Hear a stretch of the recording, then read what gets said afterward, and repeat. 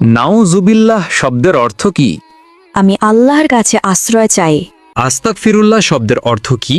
আমি আল্লাহর কাছে ক্ষমা চাই। আল্লাহু আকবর শব্দের অর্থ কি? আল্লাহ মহান বা আল্লাহ সর্বশ্রেষ্ঠ। মাশা আল্লাহ শব্দের অর্থ কি? আল্লাহ যেমনটি চেয়েছেন।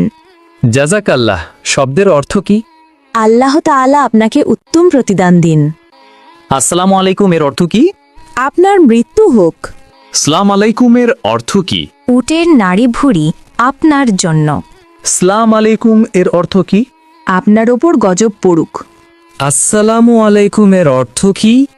আপনার ওপর আল্লাহর শান্তি বর্ষিত হোক। চৌধুরী শব্দের বাংলা অর্থ কি?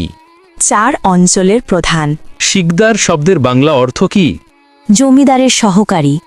খন্দকার শব্দের বাংলা অর্থ কি? ধর্মীয় জ্ঞান সম্পন্ন ব্যক্তি। শেখ শব্দের বাংলা অর্থ কি? জ্ঞানী বা পণ্ডিত। খান শব্দের বাংলা অর্থ কি? নেতা বা শাসক। মৃত্যুর পর শ্বাসযন্ত্র কতক্ষণ জীবিত থাকে? 4 ঘন্টা।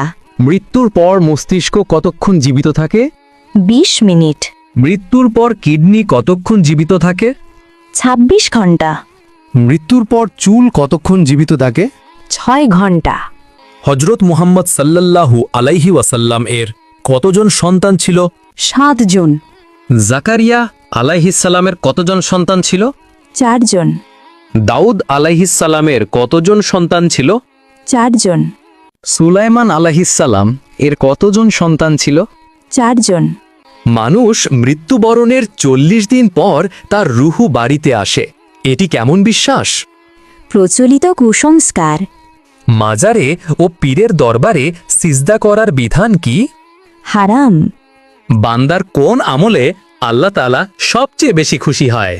তওবা করা। একজন মুসলিমের ওপর সর্বপ্রথম ওয়াজিব কি? তাগুতকে অস্বীকার করা। আল্লাহুম্মা গফিরলি শব্দের বাংলা অর্থ কি? হে আল্লাহ, আমাকে ক্ষমা করুন। ওয়ারহামনি শব্দের বাংলা অর্থ কি? আমার প্রতি দয়া করুন। ওয়াহদিনী শব্দের বাংলা অর্থ কি? আমাকে সঠিক পথ দেখান। ওয়া আফিনী শব্দের বাংলা অর্থ কি? আমাকে সুস্থতা দান করুন। ওয়ারজুগনি শব্দের বাংলা অর্থ কি? আমাকে রিজিক দান করুন। আল্লাহুম্মা গফিরলি শব্দের বাংলা অর্থ কি? হে আল্লাহ, আমাকে ক্ষমা করুন। ওয়ারহামনি শব্দের বাংলা অর্থ কি? আমার প্রতি দয়া করুন। ওয়াহদিনী শব্দের বাংলা অর্থ কি? আমাকে সঠিক পথ দেখান। ওয়া আফিনী শব্দের বাংলা অর্থ কি? আমাকে সুস্থতা দান করুন। ওয়ারজুগনি শব্দের বাংলা অর্থ কি? আমাকে রিজিক দান করুন।